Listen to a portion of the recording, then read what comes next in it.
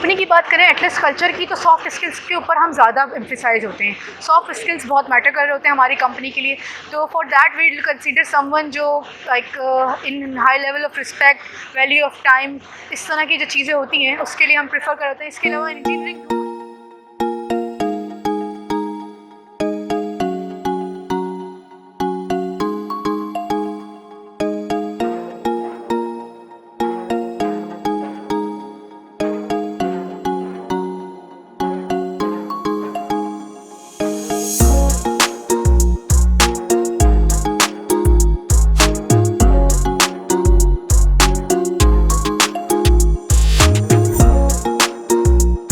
Kulsum Qureshi Atlas engineering से। बहुत अच्छा लग रहा है, इस बार का जो जॉब फेयर है बहुत अच्छा मैनेज हुआ हुआ है और जितने भी हमारे पास अभी तक स्टूडेंट्स हैं बहुत एंथुसियाज्म है, पैशनेट हैं।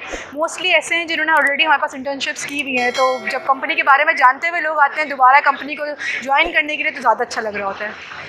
अच्छा, ये बताइए कि जब स्टूडेंट्स इतने सारे होते हैं, कैंडिडेट्स इतने सारे होते हैं, तो आप क्या देख रहे होते हो कि what kind of engineering you want for your company? Basically हमारे पास जो पोजीशंस होती हैं मोस्टली वो मैनेजमेंट ट्रेनीज़ की होती हैं। For that position we required mechanical, electrical, polymer से रिलेटेड, मेटलर्जिकल से रिलेटेड। और इसके अलावा जो है ज़ाहिर है कॉन्फिडेंस मैटर करता है, उनकी स्टडीज़ मैटर करती हैं, एजुकेशन की। और अगर एक्सपीरियंस है इंटर्नशिप का तो that would be a plus point two. एक है इंजीनियरिंग साइड और दूसरा मैनेजमेंट और सॉफ्ट स्किल साइड है, तो कितना परसेंट देते हैं?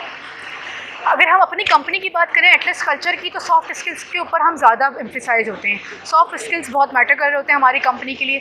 तो for that we will consider someone जो like in high level of respect, value of time, इस तरह की जो चीज़ें होती हैं उसके लिए हम प्रेफर करते हैं। इसके अलावा इंजीनियरिंग डू मैटर्स। ऑब्वियसली मैंने आपको कहा कि इंटर्नशिप का एक्सपीरियंस होता है तो ज़्यादा बेहतर हो जाती है। एक इंडस्ट्री को समझने वाला होता है, तो हम फिर इस तरह की जब चीज़ें दोनों जब साथ मिलती हैं हमें, तो हमारे पास एक प्लस पॉइंट होता है, एक अच्छा कैंडिडेट, स्टार कैंडिडेट हमें मिल जाता है। अच्छा, जब बच्चे आपके पास आते हैं और आपका एक फोकस ये होता है कि उनका मैनेजरल कम्युनिकेशन साइड अच्छा हो, राइट?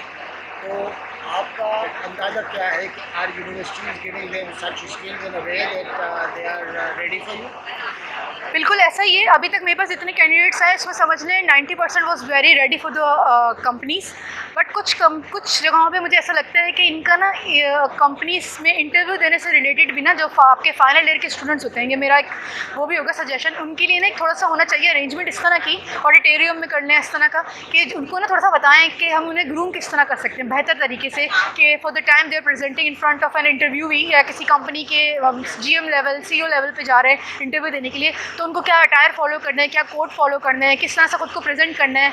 और ये वाली चीज़ भी अगर थोड़ी सी हम यूनिवर्सिटीज़ में ये चीज़ इंकरेज हो जाए तो हमारे लिए बहुत बेहतर हो जाएगा। वन लास्ट क्वेश्चन, जिस सेक्टर से आपका ताल्लुक है इस इंजीनियरिंग से। राइट, तो generally I mean you people must be confident कि अगर कोई आपका सेक्टर बूम कर रहा है तो आपकी कंपनी भी बूम कर रही है।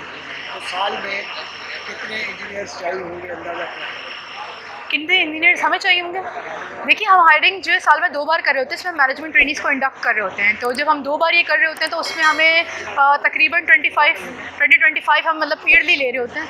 और इस तरह की हमारे पास पोजीशंस होती है और उस हिसाब से हम फिर से डिवाइड कर लेते हैं। एज़ पर रिक्वायरमेंट भी कभी कवर हो रहा होता है। और मेजरली जो है फ्रेश ब्लड जो है हम साल में 2 बार इंडक्ट कर रहे होते हैं, तो 20-25 तक चाह रहे होते हैं। Thank you so much. Thank you.